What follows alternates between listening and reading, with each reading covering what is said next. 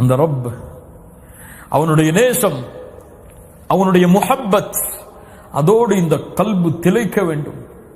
யாருடைய உள்ளத்தில் அல்லாஹ்வுடைய நேசம் குடிகொள்ளுமோ அவர்தான் தன்னுடைய நஃப்ஸை பரிசுத்தப்படுத்த முடியும். நஃப்ஸை அல்லாஹ்வுடைய முஹப்பத் இல்லாமல் பரிசுத்தப்படுத்த முடியாது. என் ரப்பு என்னை நேசிக்கிறான், யாருக்காவது தெரியுமா? நான் அல்லாஹ்வை நேசிக்கிறேன் எல்லோரும் சொல்லுவோம், நம்ம எல்லாருமே சொல்லுவோமா இல்லையா? நான் அல்ல, என் ரப்ப நேசிக்கிறேன், என் அல்லாஹ்வை நேசிக்கிறேன். ஆனா என் ரப்பு என்ன நேசிக்கிறானா தெரியுமா நமக்கு?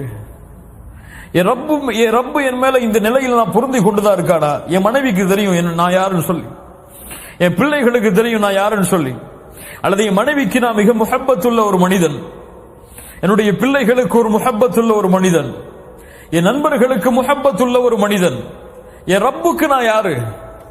அதை என்னைக்காவது சிந்திச்சு பார்த்திருக்குமா? அல்லாஹ்வுடைய முஹப்பத்தை அடைந்து விட்டால் போதும், உலகத்தில் எல்லாம் வெற்றிதான், மறுமையிலும் எல்லாம் வெற்றிதான். யாரை அல்லாஹ் நேசிக்கிறானோ அவர்களை அல்லாஹ் நரகத்திலே வீச மாட்டான். யாரை அல்லாஹ் நேசிக்கிறானோ அவர்களை அல்லாஹ் நரகத்திலே வீச மாட்டான். அல்லாஹ்வுடைய தூதர் ஸல்லல்லாஹு அலைஹி வஸல்லம் சொன்னார்கள், ஒரு அடியானை அல்லாஹ் நேசித்து விட்டால், ஒரு அடியானை அல்லாஹ் நேசித்து விட்டால் நாதா ஜிப்ரீல், ஜிப்ரீலை அழைப்பான். யா ஜிப்ரீல், இன்னல்லாஹ யுஹிப்பு ஃபுலானன். அல்லாஹு அக்பர். ஜிப்ரீல், இந்த பெயர் கொண்ட அடியானை நான் நேசிக்கிறேன். சுப்ஹானல்லாஹ். அல்லாஹ் உங்களை நேசித்தால், அல்லாஹ் என்னை நேசித்தால் ஜிப்ரீலுக்கு அறிமுகப்படுத்துவான், இந்த மனிதனை நான் நேசிக்கிறேன் ஜிப்ரீல், நீங்கள் நேசியுங்கள். ஜிப்ரீல் அழைப்பார் வானத்தில் உள்ளவர்களை, யா அஹ்லஸ் ஸமா, வானத்தில் உள்ளவர்களை, இந்த அடியானை அல்லாஹ் நேசிக்கிறான், நானும் நேசிக்கிறேன், நீங்களும் நேசியுங்கள். வானத்தில் உள்ள எல்லா மலக்குகளும் அவனை நேசிப்பார்கள். அதற்கு பிறகு அந்த கட்டளை பூமியில் உள்ளவர்களுக்கு கொடுக்கப்படும். பூமியில் உள்ள எல்லோரும் அந்த முஃமினை நேசிப்பார்கள். ஒரு முஃமினை முனாஃபிக்கை தவிர யாரும் வெறுக்க மாட்டான். ஒரு முஃமினை முனாஃபிக்கை தவிர யாரும் வெறுக்க மாட்டான். ஒரு முஃமினை தான் முஃமின் என்று நினைத்துக் கொண்டிருப்பவன் வெறுத்தால் அவன் முஃமின் கிடையாது. சுப்ஹானல்லாஹ். ஒரு முஃமினை தானும் முஃமின் என்று நினைத்துக் கொண்டிருப்பவன் வெறுத்தால் அவன் முஃமின் கிடையாது. ஏன்? முஃமின்களை உலகமெல்லாம் நேசிக்கும், அந்த நஃப்ஸை சுமப்பவர்களை உலகமெல்லாம் நேசிக்கும். அந்த நேசத்திற்கு மாறு செய்பவன் முனாஃபிக். அல்லாஹ் நல்ல எண்ணங்களை நமக்கு தருவானாக.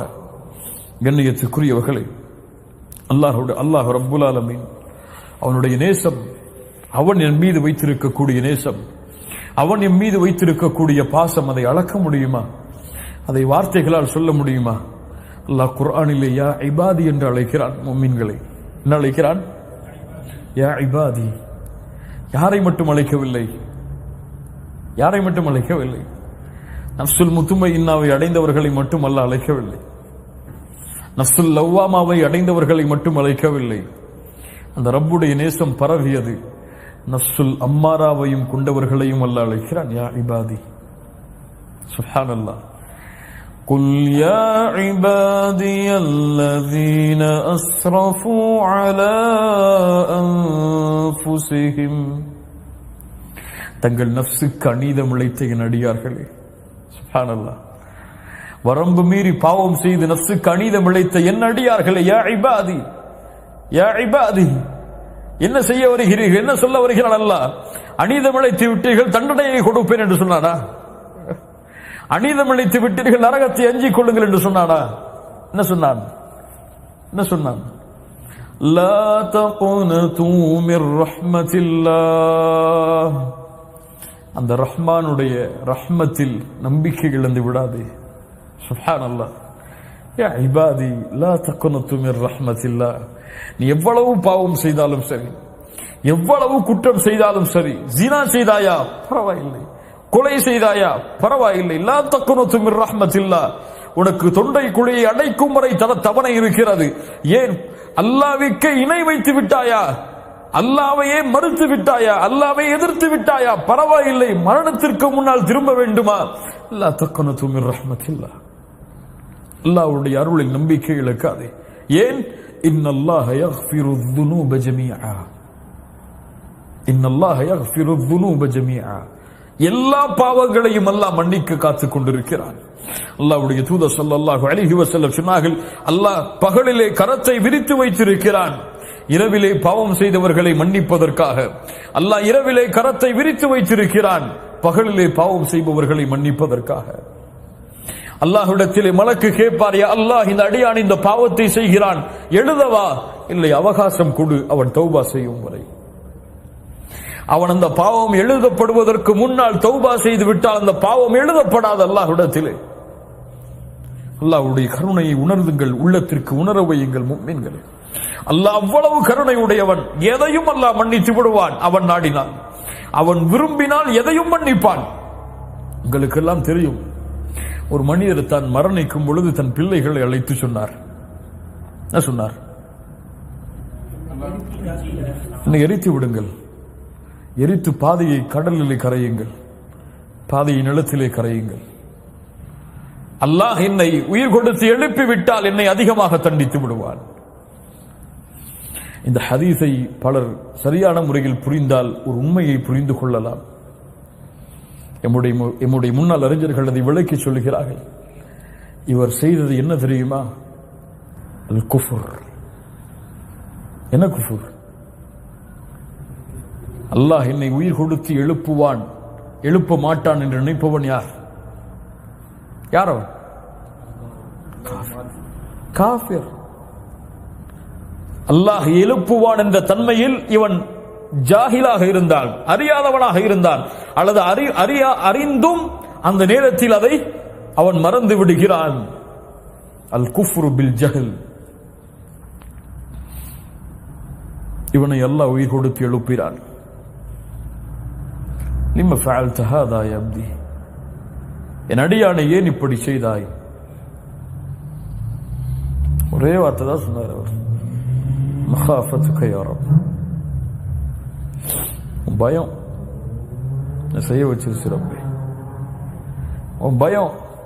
நீ என்னை உயிர் கொடுத்து எழுப்பினால், என்னை தண்டித்து விட்டால் நான் செய்த பாவங்களுக்கு நிலைமை என்ன என்ற பயம். அல்லாஹ் சொன்னான், உன் எல்லா பாவத்தையும் மன்னித்து விட்டேன், சொர்க்கத்துக்கு போன்றான். சுப்ஹானல்லாஹ். அல்லாஹ் தன்னை உயிர் கொடுத்து எழுப்புவான் என்பதை அவன் மறந்து ஜாஹிலாக இருந்தான், அதையும் அல்லாஹ் மன்னித்தான். உங்களுக்கு எல்லாம் தெரியும், இந்த அல்லாஹ்வுடைய அச்சத்தை சுமந்த ஒரு பெண்மணி, அல்லாஹ்வுடைய தூதர் ஸல்லல்லாஹு அலைஹி வஸல்லம் சஹாபாக்களோடு மஸ்ஜிதிலே உட்கார்ந்து பேசிக் கொண்டிருக்கிறார்கள். அப்போது அந்த பெண்மணி வருகிறார்கள். அந்த அல்லாஹ்வுடைய தூதருக்கு முன்னால் வந்தார்கள். யா ரசூலல்லாஹ், யா நபி அல்லாஹ், நான் விபச்சாரம் செய்து விட்டேன், ஃபதஹிர்னி, நீ சுத்தப்படுத்துங்கள் அல்லாஹ்வுடைய தூதரே. அல்லாஹ்வுடைய தூதர் ஸல்லல்லாஹு அலைஹி வஸல்லம் சொன்னார்கள், என்ன சாட்சி வைத்திருக்கிறாய் நீ? சாட்சி இல்லையே, சென்று விடு என்னை விட்டு. நீ அப்படியே செய்தாலும் சென்று விடு, சாட்சி இல்லை அதற்கு, உன்னை தண்டிக்க முடியாது. அல்லாஹ்வுடைய தூதரை, சாட்சி வேண்டுமா? இதோ என் வயிற்றிலே குழந்தை, இந்த குழந்தை தான் அதற்கு சாட்சி. ஃபதஹிர்னி யா ரசூலல்லாஹ். அல்லாஹ்வுடைய தூதர் சொன்னார்கள், வயிற்றிலே குழந்தையை சுமக்கிறாய், உனக்கு தண்டனை கொடுக்கலாம், குழந்தைக்கு முடியாது, போ. குழந்தை பெற்றெடுத்ததற்கு பிறகு வா. யாரையும் கூட அனுப்பல, போயிட்டு வாங்க, இவரை பாதுகாத்துக்குங்க, குழந்தை பெற்றதுக்கு அப்புறம் கூட்டு வந்துருங்க. அந்த சஹாபிய பெண்மணி செல்லுகிறார்கள். சென்று குழந்தை பெற்றெடுத்ததற்கு பிறகும் வந்தார்கள். ஃபதஹிர்னி யா ரசூலல்லாஹ். அல்லாஹ்வுடைய தூதர் சொன்னார்கள், குழந்தைக்கு யாரம்மா பால் கொடுப்பார்கள்? பால் கொடுத்து முடித்ததற்கு பிறகு வா. பால் கொடுத்து காலம் முடிந்ததற்கு பிறகு வந்தார்கள். ஃபதஹிர்னி யா ரசூலல்லாஹ். கையிலே ஒரு உணவை வைத்திருந்தார்கள். இதோ இந்த குழந்தை உணவை சாப்பிடுகிறது, பாருங்கள் அல்லாஹ்வுடைய தூதரே, பால் குடி காலம் முடிந்து விட்டது, ஃபதஹிர்னி. அல்லாஹ்வுடைய தூதர் அந்த குழந்தையை ஒரு சஹாபி இடத்திலே ஒப்படைத்து விட்டு அந்த பெண்ணை அழைத்து தண்டனையை கொடுத்தார்கள். ஹத்து நிறைவேற்றப்பட்டது. பல ரிவாயத்துகளிலே வருகிறது. ஒரு ரிவாயத்திலே உமர் பின் கத்தாப் ரலியல்லாஹு அன்ஹு அந்த பெண்ணுக்கு அல்லாஹ்வுடைய தூதர் ஜனாசா தொழுகை நடத்த வரும் பொழுது அல்லாஹ்வுடைய தூதரிடத்திலே கேட்டார்கள், யா ரசூலல்லாஹ், யா ரசூலல்லாஹ், இந்த பெண் விபச்சாரம் செய்தால் அந்த விபச்சாரம் செய்ததற்கு பிறகும் துஸல்லி அலைஹா யா நபி அல்லாஹ் வகத் ஸனத், இந்த பெண் விபச்சாரம் செய்ததற்கு பிறகும் இந்த பெண்ணுக்கு நீங்கள் தொழுகை நடத்துகிறீர்களா? அவள் செய்த பாவத்திற்கு தண்டனையை அனுபவிக்கிறாள், அதற்கு ஏன் நீங்கள் தொழுகை நடத்த வேண்டும்? விபச்சாரிக்கு தொழுகையா? உமரே என்ன சொல்கிறாய்? உமரே என்ன சொல்கிறாய்? இந்த பெண் செய்த பாவ மன்னிப்பை மதீனாவிலே வாழக்கூடிய 70 பேர்களுக்கு பங்கு வைத்தாலும் பத்தாது விரிந்திருக்கும் பாவ மன்னிப்பு. அல்லாஹ் அக்பர். யார் அழைத்து வந்தார்கள் அந்த பெண்ணை? யார் காட்டி கொடுத்தார்கள் அந்த பெண்ணை? யார் பாதுகாத்து வந்தார்கள்? குழந்தை பெற்றெடுத்ததற்கு பிறகு, பால் கொடுத்ததற்கு பிறகு அந்த பெண் அல்லாஹ்விடத்திலே குற்றவாளியாக மறுமையில் நின்றுவிடக் கூடாது என்று பயந்தாள். இந்த பாவத்தை சுமந்த இந்த நஃப்ஸோடு என் ரப்பை நான் சந்தித்து விடக் கூடாது என்று பயந்தாள். இந்த பாவத்தோடு என் ரப்புக்கு முன்னால் நான் நின்றுவிடக் கூடாது என்று பயந்தாள். இந்த பாவத்தை பற்றி அல்லாஹ் மறுமையிலே என்னை கேட்டுவிடக் கூடாது, அதற்காக என் உயிரை இழக்க வேண்டுமா? இழக்க தயாராகிறேன். அல்லாஹ்வுடைய தூதரே, எடுத்துக் கொள்ளுங்கள் என் உயிரை, அல்லாஹ்விடத்திலே சுத்தமானவராக நான் நிற்க வேண்டும் என்று பயந்தான். ஃபதஹிர்னி யா ரசூலல்லாஹ், ஃபதஹிர்னி யா ரசூலல்லாஹ், என் உள்ளத்தை சுத்தப்படுத்துங்கள் அல்லாஹ்வுடைய தூதரே. இந்த விபச்சாரத்தின் தண்டனை கொலை என்றால் செய்யுங்கள் என்னை. திருமணம் முடித்ததற்கு பிறகு கண்ணியத்துக்குரியவர்களே, இது அல்லாஹ்வுடைய அச்சம், இது அல்லாஹ் ரப்புல் ஆலமீன் இந்த நேசமும் இந்த முஹப்பத்தும் இந்த தக்வாவும் எம்முடைய உள்ளத்தை பரிசுத்தப்படுத்துவதற்கு உதவியாக இருக்கும், ஆறுதலாக இருக்கும். அடுத்ததாக இறுதியாக என் நஃப்ஸை பரிசுத்தப்படுத்துவதற்கு மிக முக்கியமான ஒரு அம்சம் அல்லாஹ் எமக்கு கொடுத்த நிஅமத்தை எண்ணி பார்ப்பது. நான் யார்? எங்கிருந்து வந்தேன்? எனக்கு லா இலாஹ இல்லல்லாஹ் கலிமா, லா இலாஹ இல்லல்லாஹ் என்ற கலிமாவை கொடுத்தவன் யார்? முஹம்மது ரசூலுடைய வழியில் என்னை வழிகாட்டியவன் யார்? கலிமாவை சுமந்த பெற்றோர்களுக்கு பிள்ளையாக என்னை கொடுத்தவன் யார்? என்னை கொடுத்ததற்கு பிறகு என்னை லா இலாஹ இல்லல்லாஹோடு வளர்த்தவன் யார்? என்னை தொழுகையாளியாக மாற்றியவன் யார்? என்னை இல்முடைய சபையில் கலந்து கொள்ள வைத்தவன் யார்?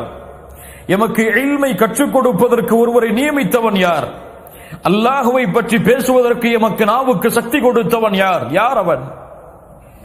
அவனை புரிந்து கொண்டால், அவன் கொடுத்த நிஅமத்தை புரிந்து கொண்டால் எம் உள்ளம் பாவங்களை விட்டு தூரமாகும், அவனின் பக்கம் நெருக்கமாகும். மேலையா குர்ஆனிலே மிக முக்கியமான சூராவில் ஒன்று சூரத்துத் துஹா. சூரத்துத் துஹா, சூரத்துத் துஹாவை நீங்கள் தனிமையில் படித்து பார்த்தால் போதும், உங்களுடைய உள்ளம் அல்லாஹ்வின் முஹப்பத்தால் நிறைந்துவிடும். சாதாரணமாக படித்தால் எனக்கு தெரியாது, அரபி மொழியின் ஞானங்களை அறிந்து படித்தால் நிச்சயமாக உங்களுடைய கண்கள் ஒரு சொட்டு கண்ணீரையாவது அந்த சூராவுடைய முடிவில் வடிக்கும், அல்லாஹ்வின் முஹப்பத்தால். சூரத்துத் துஹா அவ்வளவு முக்கியமான சூரா.